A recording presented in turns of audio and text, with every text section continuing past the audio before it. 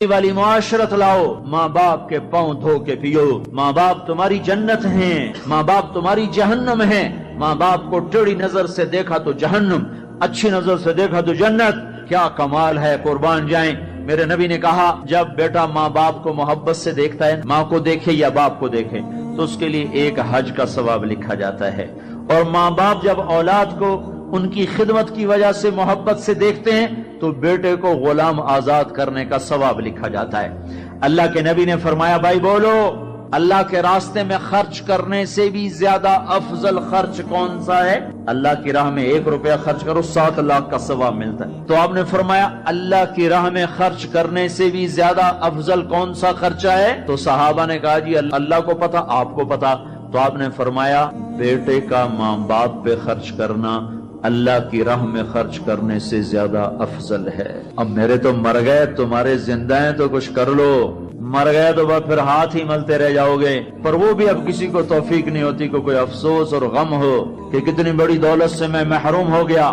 آپ جنت میں تشریف لے گئے تو قرآن کی تلاوت سنی۔ آپ نے کہا یہ کون تلاوت کر رہا ہے؟ کہا جی نعمان بن حارثہ۔ نعمان بن حارثہ تو مدینے میں بیٹھا ہوا ہے اور اس کی تلاوت جنت میں کیسے جا رہی ہے؟ کہا جی ماں کا فرما بردار ہے، اس کی وجہ سے اس کی تلاوت جنت میں بھی آتی ہے۔ کہ تم نے اتنے لاؤڈ سپیکر لگائے ہوئے ہیں پھر بھی لوگوں کو پوری طرح باہر والوں کو سنائی نہیں دیتا ہوگا، اور نعمان اپنے گھر میں بیٹھ کے تلاوت کرتا اور آواز جنت تک جاتی ہے۔ کیا چیز لے گئی؟ نہ جہاد، نہ تبلیغ، نہ نماز، نہ صدقہ، نہ تہجد، نہ علم، نہ حدیث، نہ تفسیر، نہ کیا چیز لے گئی؟ ماں کی خدمت نے آواز کو جنت تک پہنچا دیا۔ کیسی خدمت کرتے تھے؟ ماں کے کپڑے دھوتے، ماں کی روٹی پکاتے، ماں کو نوالے بنا کے کھلاتے۔ ہمارے ماحول میں کیا ہے کہ میں اپنی بیوی سے کہتا ہوں میری ماں کی خدمت کر، میری بیوی کے ذمے نہیں میری ماں کی خدمت۔ اگر وہ کہے میں نہیں کر سکتی تو اسے نافرمان بیوی نہیں کہا جا سکتا۔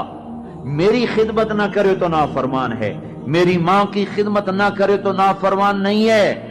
اسے میری ماں نے نہیں جنا، مجھے میری ماں نے جنا ہے، میرے ذمے اپنی ماں کی خدمت ہے۔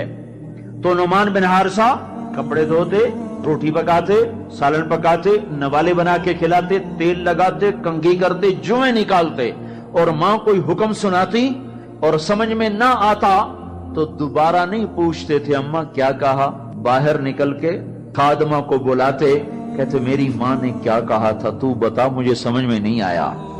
ادب کی وجہ سے ماں سے دوبارہ پوچھتے نہیں تھے۔ اور میرے بھائیو، ماں باپ کی قدر کرو۔ موسیٰ علیہ السلام نے پوچھا یا اللہ میرا جنت کا ساتھی کون ہے؟ اللہ تعالیٰ نے کہا فلاں قصائی۔ موسیٰ اور قصائی میں کیا جوڑ ہے؟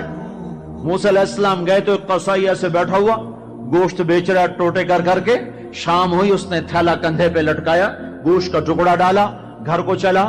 موسیٰ علیہ السلام بولے میں بھی آ جاؤں تیرے ساتھ؟ اسے نہیں پتا یہ موسیٰ ہیں۔ کہا آ جاؤ بھائی۔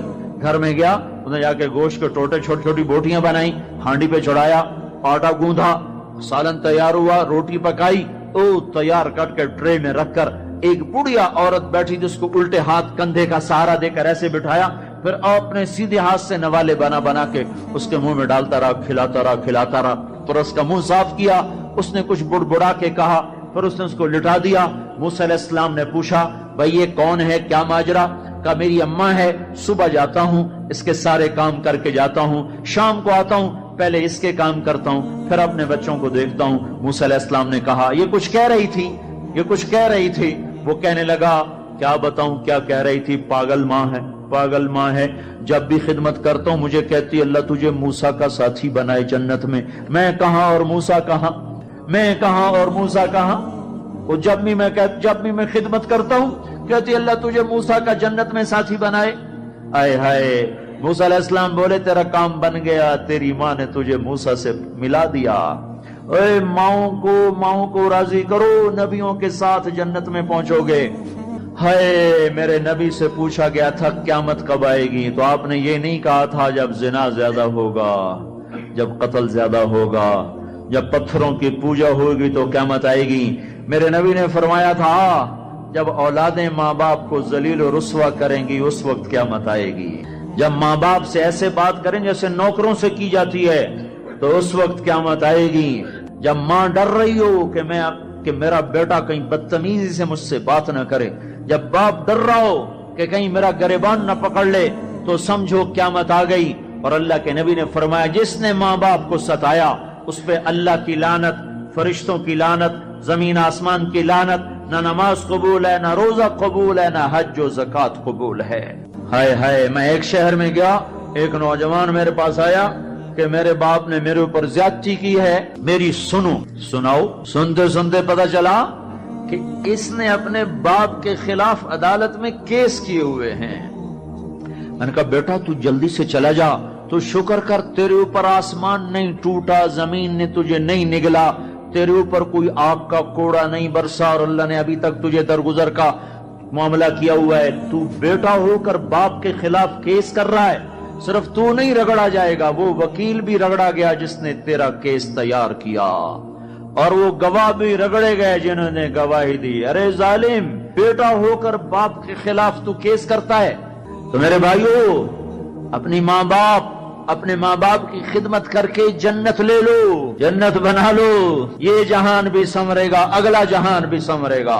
ایک نوجوان تھے، ان کا نام ہے کلاب. وہ گئے اللہ کے راستے میں، ماں باپ تھے بوڑھے ضعیف، ہاتھ بھی کامتے تھے. تو ان کے باپ نے کہا بیٹا جب تو بچہ تھا ہم نے تجھے پالا، جب ہمارے ہاتھ کانپنے لگے نہ تیری ماں مجھے گلاس پکڑا سکے نہ میں خود پی سکوں، تو ہمیں چھوڑ کے چلا گیا. یہ اشعار جب حضرت عمر کو پہنچے تو انہوں نے فوراً آدمی بھیج کر اس بچے کو بلوایا اور مسجد میں کھڑے ہو کر ان کا کوڑا تو مشہور تھا نا، کوڑا اٹھا کے مار مار مار اس کا حلیہ بگاڑ دیا. کہ بوڑھے ماں باپ کو چھوڑ کے جہاد میں جاتے ہو، بوڑھے ماں باپ کو چھوڑ کے جہاد میں جاتے ہو، مار مار، جب تک تیرے ماں باپ زندہ ہیں تو اس گھر سے قدم نہیں نکال سکتے. اور میرے بھائیو، آج کل ماں باپ بڑے رسوا ہو رہے ہیں. آج کل ماؤں کی بڑی ناقدری ہو رہی ہے، باپ کی بڑی ناقدری ہو رہی ہے. اکثر نوجوان بیٹھے ہوئے مجھے نظر آ رہے ہیں. میں تمہیں اللہ رسول کی محبت کا واسطہ دیتا ہوں، میں تمہیں اللہ کا واسطہ دیتا ہوں کہ اپنی ماؤں کو، اپنے باپ کو راضی کرو. ہاں، نافرمانی کی بات کہیں، ماننا نہیں، گستاخی بھی نہیں کرنی. پچھلے سفر میں ایک نوجوان آیا، کہا جی داڑھی رکھتا ہوں، ماں بھی کہتی شیو کراؤ، باپ بھی کہتا ہے شیو کراؤ. میں نے کہا نہیں نہیں نہیں نہیں نہیں، بالکل نہیں اطاعت کرنی اس میں ماں باپ کی، لیکن گستاخی پھر بھی نہیں کرنی، گستاخی بھی نہیں کرنی، اطاعت بھی نہیں کرنی.